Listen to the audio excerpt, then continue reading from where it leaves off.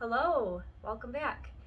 I already tried to do this video once, probably a few weeks ago, and Bill was painting and scraping that day the side of our garage, the wall right behind me, and it was almost the entire video, and I just could not get myself to share that video or edit it. So I'm just gonna redo, and actually I'm okay with that. So this video is to share all of the products that I use for fertilizing, for pest control, things like that. And it's not a paid promotional type video. These are just the products that I have gone to local home and garden stores. I've gotten some on Amazon. I've gotten some just from your Walmart or Meijer. So I'm just gonna go down the line and share what I use. So the first one that I'm gonna start with, the first few are my not natural products, I guess you would say. They're not organic, and they're the ones that I started with initially when I first started gardening.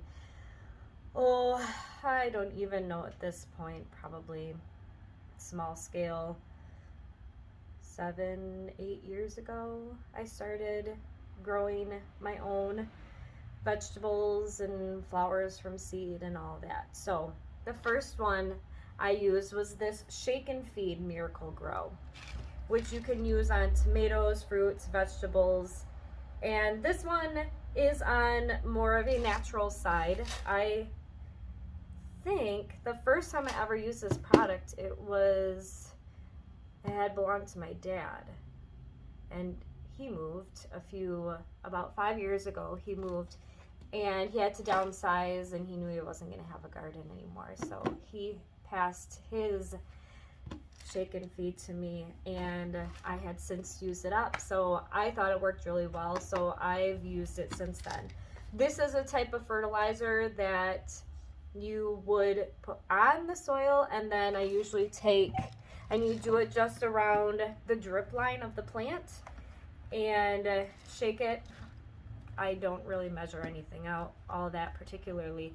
So once you shake it on there, then you use, a trowel, something like that, and rake it into the soil, or just use your fingers or whatever, and water it in nicely, and that's it. It feeds up to, I believe, 30 days. 3 months? I'm sorry, 3 months.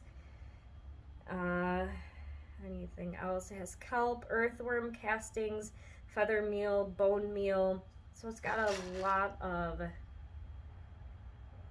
great things in here. So I like using that one. These are easy. This one's easy to come by. I don't remember how much it was. It's been a couple years now since I bought it, but it still does the job. So this is what I do after I've planted and the plant has become more mature. That's when I start using that one. I have another Miracle Grow. This is a synthetic. I just recently posted a video entitled Fertilizer Works.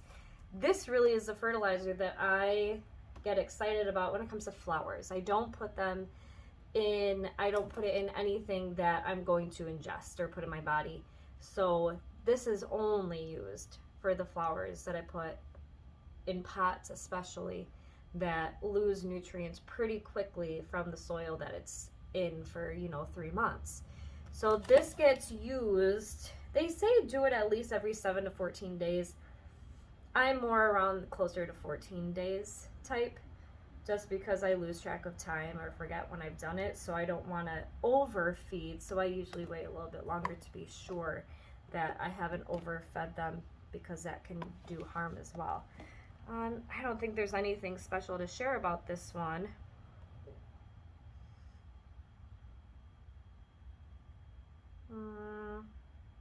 Of course, I want to use all the Miracle Grow products together, like the soil as well. I use Miracle Grow soil every now and then. I like it because it's a moist soil. It's not dry. I don't know why I prefer that, but as opposed to the soil that I started using, which is a dry compact soil.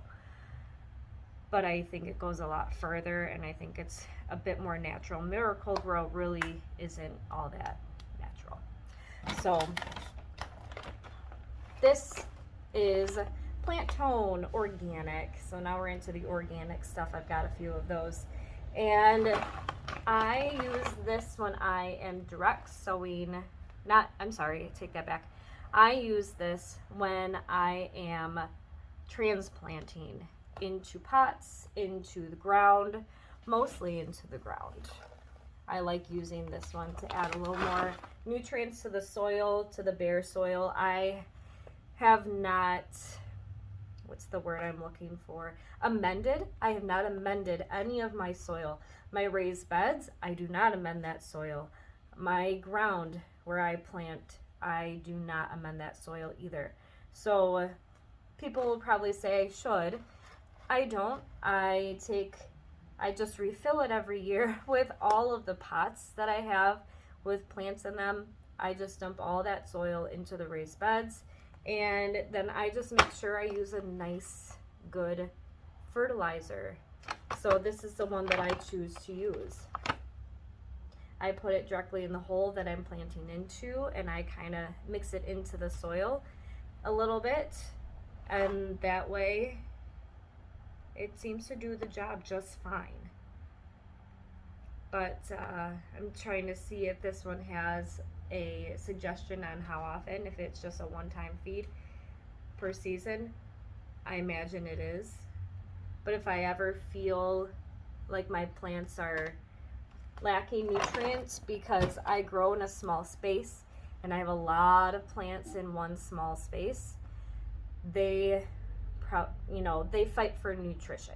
So if I feel they get to that point, that's when this guy comes in. Now, my next one, just simple worm castings. I have just recently liked using this. I got this bag before I got the Plant Tone. So I was using this first when I was popping plants into the ground that were already started, and it's just to help add more nutrition to the soil. And a couple of suggestions: mixing into soil for potted plants, planting seeds, and transplanting. You use them for all the things. So now what I use this for, now that I have the fertilizer, the other variety of fertilizer that I use for already started plants that I pop in the ground, this I will use to help amend or feed nutrition into the soil when I put new seeds in. So just within the last week, I've planted a whole bunch of seeds, and this is what I just kind of put in the trenches where I put those seeds. Azos. This was at my husband's suggestion. He has a little experience with growing plants from seeds, like from hydrangeas, things like that, and more perennials, I guess you would say. And they're good for root cutting, they're good for propagating, they're good for just promoting root growth, which is pretty awesome. I liked using this when I started plants inside the house back in January, February, March. When I would start them in the soil, they would get established, and then I would water with Azos. And then I did this in combination with the worm castings when I would transplant. That was well before I got this. But this you can use, you can directly shake it on. It's a white powder. You can directly shake it onto the roots. Great for indoor plants when you're up potting or doing anything like that. So it's really good for indoor plants, which we have a few of. Look at past videos from earlier. This, I'm trying to think. Maybe videos that I posted in May. I had used Azos on a bunch of my indoor plants, and oh my goodness, the difference that it made. They are just thriving. So this is great. You can also, it's water soluble, so you can also mix it in with water and then use it to water your plants too if you think their root health is not great. So good thing there. Okay, now for pest control. I have a few that I've been working with. This is one, my neem oil. This is an organic type, but I have recently been reading that it still deters bees, that it's not good for the pollinators. So I've done one application of this so far this season. And what I do, I have one of these nice sprayers, and I have this one labeled as an oil sprayer, and that just tells me that I use these types of products in this particular sprayer. It's not a weed killer. I don't want to put anything like that in here. We have another sprayer for that, but this is the only product that I have at the moment that would be used in this particular spray. I need to do it again. The Japanese beetles have made a huge appearance, and I right now just do garden checks every so often throughout the day, multiple garden checks where I walk around, I look for the Japanese beetles, and right now I'm just flicking them off the plant. And maybe I can just traumatize them that way and they won't want to go back, but they do. Japanese beetles are really, they're odd. They're always on top of each other, and they're just always clustered, and they just eke me out by how they cohabitate, how they live together. I just don't like the look of them. My other garden pest problem right now would be the earwigs. Those are always a problem, and they're really the problem in my pots, because now they're at the point where the pots are getting super bushy, and if I just lift up a section of the plant and I look down in the soil and it's moist, oh, they just scatter. So gross.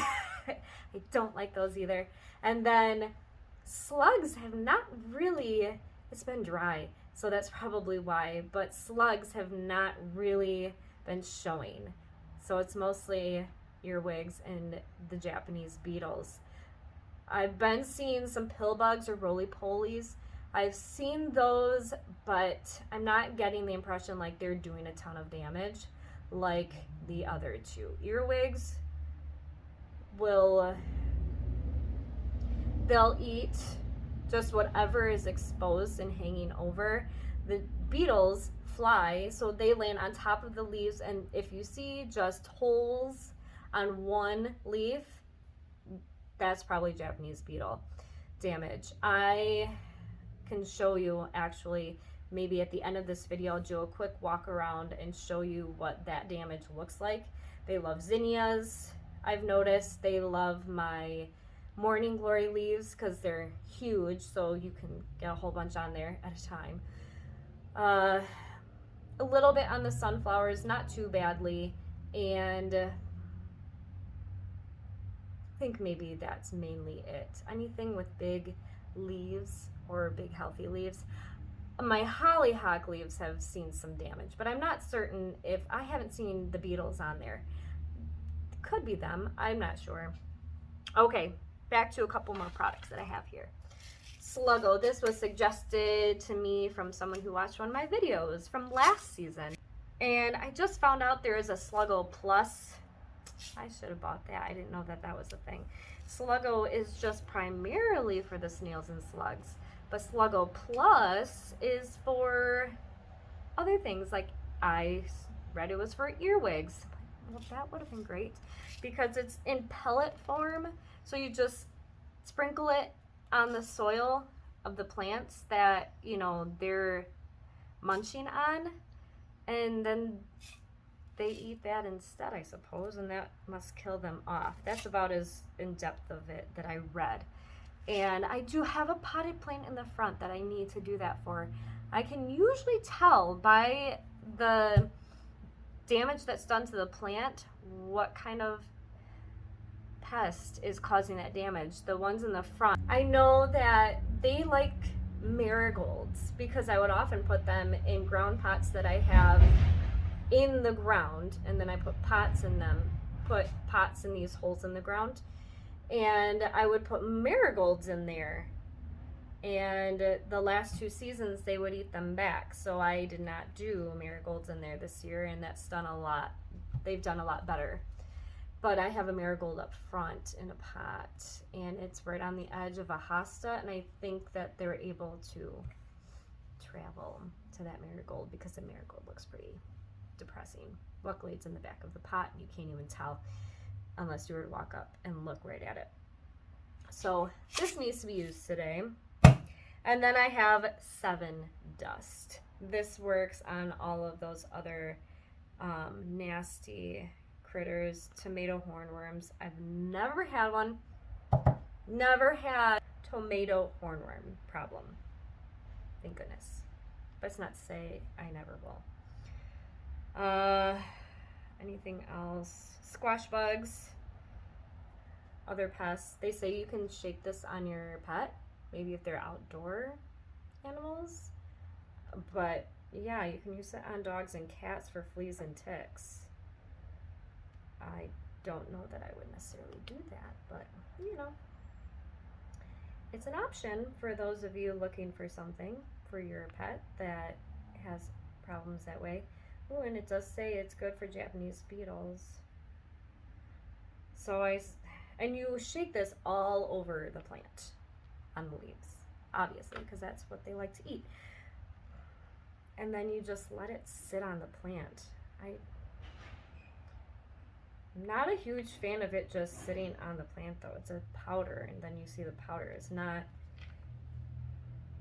I use it every now and then, and it seems to work just fine. Okay, those are, I believe, I have weed preventers. I'm not gonna get into those because I'm here to just talk about garden things and not grass and weeds and things like that.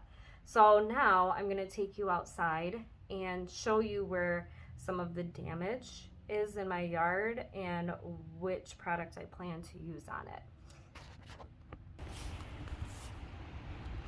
So here you can see all these lovely holes, and these are particular leaves that I have come out and I have seen the beetles on. These are the Japanese beetles that like to cause this damage.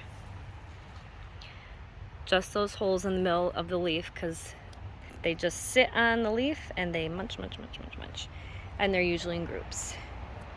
You will find I have lots of lightning bugs, which has been pretty exciting. They don't do any harm, so they can stay there. Trying to see more of that problem. What else? I'll come out here. Nice. See, these are my hollyhocks, and this one has the worst damage. For all I know, it could be slug damage, but I haven't seen anything out here, which is why I don't think it's Japanese beetle. And it could be a slug or or even earwigs. I'm not sure. Let's see if I can find on the zinnias. Oh man, yep, prime example. Holy moly. Isn't that gross? Oh, it's so bad. So yeah, I have to come out here. They have just made, this was not like this morning, and it's only been a couple hours. But they are bad. They're that bad. It's just terrible. I think those are the main culprits. So I mean, I don't mind having a few sacrificial plants. That's okay. Oh, hi. Look at your pollen sac. See if I can zoom in. You are pretty.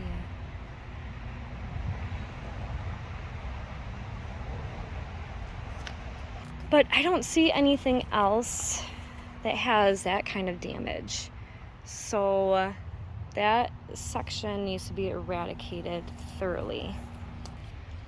So I will tell you, we'll go look at the marigold, but for a minute, I've been told another way to get rid of those beetles so they don't come back at all would be to flick them into a dish that has soapy water in it. The soapy water is going to drown them and then they die, obviously. I don't like that process just because I get grossed out really easily. So I don't want to have to worry about disposing of it because I just get grossed out. It's the same reason why I could mention oil and soy sauce as an earwig trap. I've done it before, but like I said, I'm easily grossed out. And when I saw how many earwigs it caught and then I had to figure out what to do with the trap, I didn't want to deal with it. So I just left it where it was for a long time, and then it finally rained into that trap and it just kind of splashed. It was just gross. And I don't want to do that again. And then you can do a beer trap for slugs and just fill a dish with a little bit of beer, and then they're attracted to the beer and then they drown in it. And that'd be okay. Again, it's gross. I don't want to do it. So that's why I have all these products at home now. So if I need to use something, I'll use a product that I don't have to deal with the aftermath of it all. So let's quick take a look at that, what might be slug damage on a marigold up front. So I have this beautiful petunia, creeping Jenny, and it's even gotten so bad that it's even the dahlia that's in the middle. I haven't had a bloom on it for weeks, and then that's the state of the marigold. So there's definitely, it could be earwig, it could be slug, but my guess it's one or the other. Even that is damaged. That's a hosta leaf, but the petunia is not seeing any of that damage. There is, oh look, there is a bud on there, but dahlia is just not doing great since that first beautiful bloom. There's still blooms on here, but everything gets chewed back. Like, it even looks like it could be diseased. Like, that's a bud that never even opened. But I don't know what the deal is. It's definitely getting attacked by something. And then it's not producing new blooms, and if it does produce more blooms, then it doesn't open, and then it shrivels and it dies. So it's kind of a sad thing. Not all plants survive, and some are going to be more susceptible to pest problems, and it's just a fact of life. That just happens. So you deal with it if you want. I try to deal with it. I don't push that hard to attack the problem, except for that one zinnia that we saw all the beetles on, and those leaves were just in distress.